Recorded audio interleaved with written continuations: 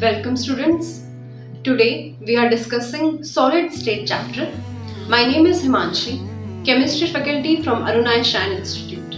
So today's our topic is crystalline and amorphous difference. हम समझेंगे कि इनके बीच में क्या डिफरेंस होता है और ये सॉलिड स्टेट का सबसे पहला इंपॉर्टेंट टॉपिक है। क्रिस्टलाइन के लिए आपको एक एग्जांपल समझने की जरूरत है। ये दोनों सॉलिड के ही टाइप्स हैं। आपको यहाँ पर अंडरस्टैंड ये करना है कि आपका जो क्रिस्टलाइन होता है, जैसे उसका एग्जांपल होता है NaCl, नमक जो हमारे घर पर होता है, टेबल सॉल्ट, और उसका एग्जांपल भी आप उसका फॉर्मूला भी हम जानते हैं जो होता है NaCl। और आपके पास एग्जांपल होता है कोई भी सॉल्ट, जैसे कि मैग्नीशियम क्लोराइड हो सकता है, जैसे कि आपके पास KCl हो सकता है। वो सारे के सारे किसके अंदर आते हैं? क्रिस्टलाइन के अंदर। ये एग्जांपल सोच के रखें। अगला आपके पास है अमॉर्फस। अमॉर्फस के अंदर जैसे कि एग्जांपल है कॉटन कैंडी। अब ये हम कॉटन कैंडी कैसे आए इसके अंदर, ये भी अंडरस्टैंड करते हैं। पहला पॉइंट कहता है कि क्रिस्टलाइन के अंदर लॉन्ग रेंज ऑर्डर होता है और अमॉर्फस के अंदर शॉर्ट रेंज ऑर्डर होता है। इसका मतलब क्या है? अगर आपके पास एक लैटिस है जिसमें सारे एटम अरेंज्ड हैं, तो उस लैटिस के अंदर अगर सारे एक परफेक्ट सीक्वेंस में है, बिल्कुल एक परफेक्ट अलाइनमेंट में है, हॉरिजॉन्टली और वर्टिकली, तब हम उसे कहेंगे कि वो एक क्रिस्टलाइन सॉलिड है। उसका रेंज बिल्कुल सही है, उसके सारे डायमेंशन एकदम सही जगह पर है, तो आप उसे कहते हैं कि वो लॉन्ग रेंज ऑर्डर है। अगर सपोज करें उसमें वो डायमेंशन अपने हिसाब से नहीं चलता है, मतलब वो कोई रूल लेकर नहीं चलते हैं, उसमें कोई आपकी अरेंजमेंट में कोई रूल नहीं है, इट इज सो रैंडम, अगर वो बहुत ज्यादा रैंडम होता है तब आप उसे शॉर्ट रेंज ऑर्डर कहते हैं। इसीलिए मैं आपको एग्जांपल यहाँ पे ध्यान रखने को बोल रही हूँ। इसके अंदर एग्जांपल आता है जैसे कि कॉटन कैंडी, इसके अंदर एग्जांपल आता है जैसे कि रबर। अगर आपने कभी अपने घर में रबड़ काट के देखी है, जो इरेजर होती है, तो उसमें आपने देखा होगा कि उसके पार्टिकल्स बिल्कुल ऐसे टूट के बाहर आते हैं, सिमेट्रिकल नहीं होते। हालांकि जैसे नमक है, नमक के पार्टिकल्स को तोड़े तो वो बिल्कुल सिमेट्रिकल होते हैं, मतलब अगर दोनों साइड जो है स्लाइसेस बराबर की आती है।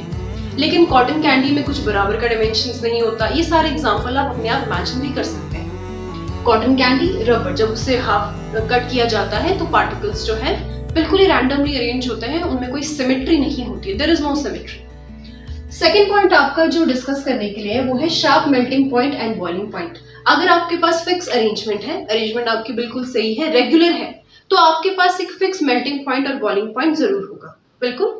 और अगर आपके पास कोई डिफाइंड अरेंजमेंट नहीं है, शॉर्ट रेंज ऑर्डर है, तो आपका जो मेल्टिंग और बॉइलिंग पॉइंट है वो भी डिफाइंड नहीं होगा। नेक्स्ट आपके पास है जो ये इंपॉर्टेंट पॉइंट है, अनआइसोट्रोपिक और आइसोट्रोपिक नेचर। अनआइसोट्रोपिक और आइसोट्रोपिक होता क्या? अनआइसोट्रॉपी का एग्जैक्टली हमारे पास ये डेफिनेशन है कि कुछ आपके पास प्रॉपर्टीज होती हैं, हमारे पास कुछ ऐसी फिजिकल प्रॉपर्टीज होती हैं जो डायरेक्शन डिपेंडेंट होती हैं और उनका आंसर अलग अलग डायरेक्शन के हिसाब से अलग आता है। जैसे आपके पास क्रिस्टलाइन है, क्रिस्टलाइन में आपकी अरेंजमेंट हर जगह पे बिल्कुल सही है, ठीक है। तो सपोज करते हैं हमारे पास एक टॉपिक होगा जैसे कि रिफ्रैक्टिव इंडेक्स। रिफ्रैक्टिव इंडेक्स आप लोगों ने 9th और 10th क्लास में भी पढ़ा है। रिफ्रैक्टिव इंडेक्स जैसे ग्लास का 1 वाटर का 1.133 होता है आपके पास। रिफ्रैक्टिव इंडेक्स क्रिस्टलाइन सॉलिड्स का अलग अलग तरीके से आता है।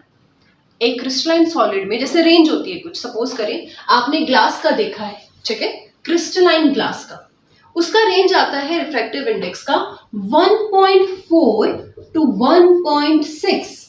ये कितनी बड़ी रेंज है?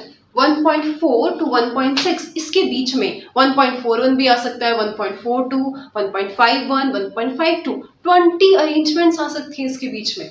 ये कितना ज्यादा रैंडम है, इतनी ज्यादा रैंडम वैल्यूज आती है अगर आपका रिफ्रैक्टिव इंडेक्स अलग अलग डायरेक्शन से लिया जाता है। तो अगर आप अलग डायरेक्शन से रिफ्रैक्टिव इंडेक्स निकालते हैं, अलग अलग वैल्यूज आपको नजर आती हैं क्रिस्टलाइन के अंदर। ये रीजन है क्योंकि उनका अरेंजमेंट ही इस प्रकार का होता है। लाइट को हर डायरेक्शन से अलग अलग एटम्स नजर आते हैं, जिसकी वजह से आपका रिफ्रैक्टिव इंडेक्स अलग आता है। अब बात करते हैं अमॉर्फस की, which is isotropic in nature. तो आइसोट्रोपिक क्या है? आइसोट्रोपिक होने का मतलब है कि आपकी वेरिएशन उतनी नहीं है। आइसोट्रोपिक मतलब कि आपके पास जैसे वेरिएशंस कुछ फिक्स है।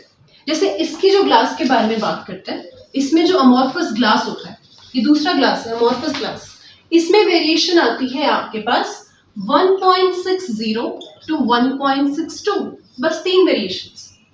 ऑब्जर्व कर रहे हैं आप, 1.60 to 1.62, it is so less as compare to this. जहां पर आपको क्रिस्टलाइन के अंदर 20 वेरिएशंस नजर आती हैं, आपको अमॉर्फस के अंदर 2 वेरिएशंस नजर आ रही हैं।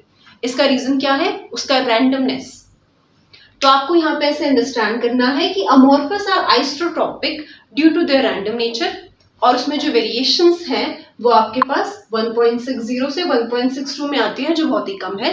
हालांकि आपके पास जब क्रिस्टलाइन सॉलिड है उसमें वेरिएशन कितनी ज्यादा है, 1.4 से 1.6, और इसलिए उसे अनआइसोट्रोपिक इन नेचर कहते हैं। मतलब कि different values from different directions, अलग डायरेक्शन से अलग वैल्यूज आ रही है, बहुत ज्यादा वेरिएशंस आ रही है। अगला पॉइंट आपके पास है ट्रू सॉलिड्स। आपके पास क्रिस्टलाइन को ट्रू सॉलिड्स कहा जाता है। अब ट्रू सॉलिड्स क्या होते हैं हमारे पास? ट्रू सॉलिड्स वो हैं जो अपना कॉन्फ़िगरेशन या अपना अरेंजमेंट नहीं बदलते। इसका एग्जांपल एक कंसेप्चुअल आप लोगों को आता है क्या? जैसे आपके पास क्वेश्चन होता है, गर्मियों में जो ग्लास होती है वो ग्लास पिघल जाती है ऊपर से और नीचे को इकट्ठी मोटी हो जाती है।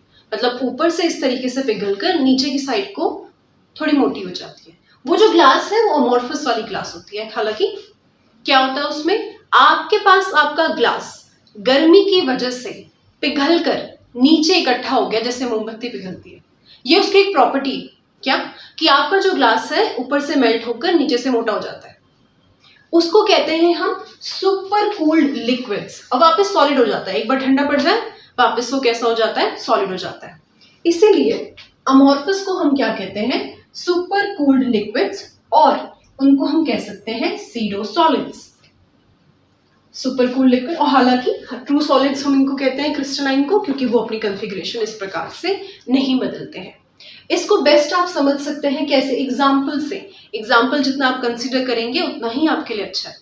मैग्नीशियम क्लोराइड, जितने भी सॉल्ट्स होते हैं उनकी कॉन्फ़िगरेशन बिल्कुल परफेक्ट अरेंजमेंट में होती है। लैक्टस कहते हैं जिसे, जो सॉलिड स्टेट में बहुत इंपॉर्टेंट टॉपिक है, लैक्टस। अमॉर्फस में आपके पास कॉटन कैंडी, रबड़, ग्लास भी होता है अमॉर्फस का, जिसमें कोई रेगुलर अरेंजमेंट नहीं होती, प्रॉपर्टीज आपकी फिक्स नहीं होती, मेल्टिंग पॉइंट, बॉइलिंग पॉइंट, ये सारी प्रॉपर्टीज आपकी बदलती रहती है। तो ये हमारा टॉपिक यहाँ पे अब खत्म होता है। Thank you for watching. If you like this video, please subscribe to our channel and stay tuned. Thank you.